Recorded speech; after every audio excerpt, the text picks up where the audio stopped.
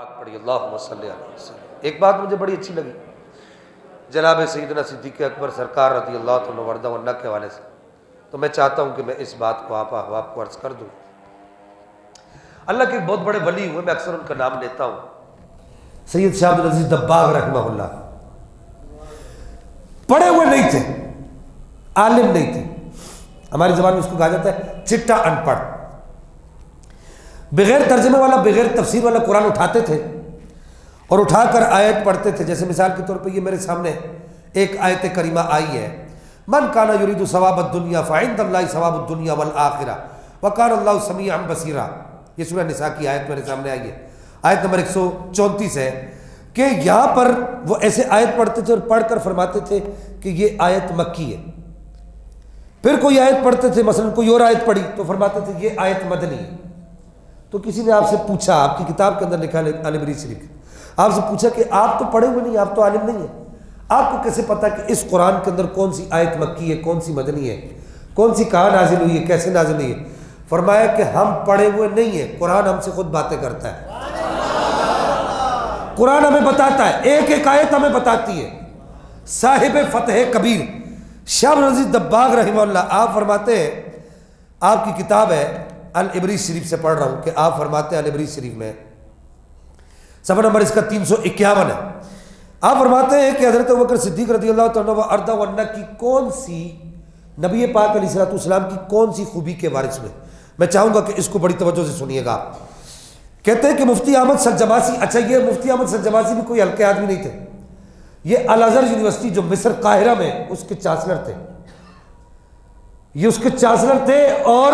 سید شاہ عبد العزیز دباغ رحمہ اللہ کی جوتیاں سیدھی کیا کرتے تھے، اپنے وقت کے مفتی اعظم تھے۔ وہ کہتے ہیں کہ میں نے پوچھا کہ حضرت ابوبکر صدیق نبی پاک کی کون سی خوبی کے وارث ہوئے؟ یہ خلافت ظاہری اور باطنی کا جو منجن جو لوگ فروخت کرتے ہیں نا، ان کے لیے یہ بات پڑھ رہا ہوں۔ تو سید دباغ رحمہ اللہ نے ارشاد فرمایا کہ اللہ تعالیٰ پر ایمان لانے کے حوالے سے نبی کریم صلی اللہ تعالیٰ علیہ وبارک وسلم کو ایک خاص کیفیت حاصل تھی، جو اگر روئے زمین پر بسنے والے لوگوں، خواہ صحابہ ہو یا کوئی کیوں نہ ہو، کوئی بھی کیوں نہ ہو، ان پر اگر وہ کیفیت تقسیم کر دی جاتی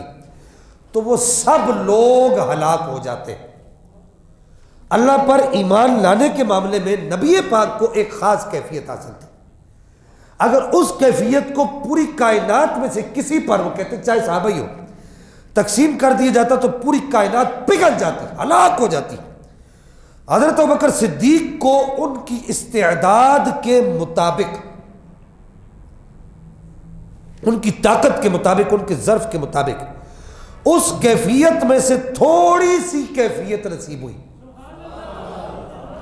جو نبی پاک کی اللہ پر ایمان لانے کی کیفیت تھی، اس میں سے تھوڑی سی کیفیت حضرت ابوبکر صدیق کو نصیب ہوئی، لیکن اس کے باوجود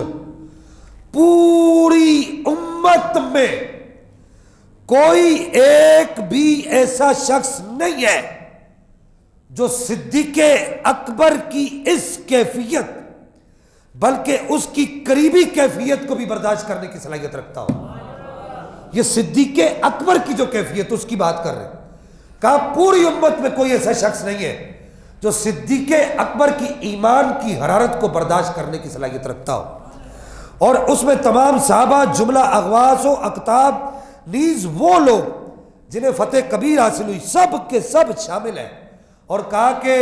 سید صاحب علیہ دباغ فرماتے جانتے ہو رسول اللہ اپنے صحابہ میں سے سب سے زیادہ راز اور نیاز کی باتیں روحانیت کے سمندر کے اندر غوطہ زن کروا کے، جانتے ہو کس سے کیا کرتے تھے سب سے زیادہ؟ اس میں کوئی یہ نہ کہے کہ جی مولا علی کا انکار کر دیا، مولا علی کو مانتے ہیں، مولا علی سے بھی کیا کرتے تھے، لیکن سید صاحب جب فرماتے ہیں کہ سب سے زیادہ رسول اللہ حقائق، لطائف اور معارف کی باتیں اگر کسی سے کیا کرتے تھے وہ سرکار صدیق اکبر کی ذات تھی۔ تو یہ شاہ عبد العزیز دباغ رحمہ اللہ نے اس بات کو واضح کر دیا کہ یہ آج کل کے دھکا اسٹارٹ پیر جو یہ ایک منجن بیچ رہے ہیں کہ جی وہ ایک روحانی خلافت ہے تو ایک باطنی خلافت ہے تو ایک ظاہری خلافت ہے، یہ سب جھوٹ ہے، اس کا نہ کوئی سر ہے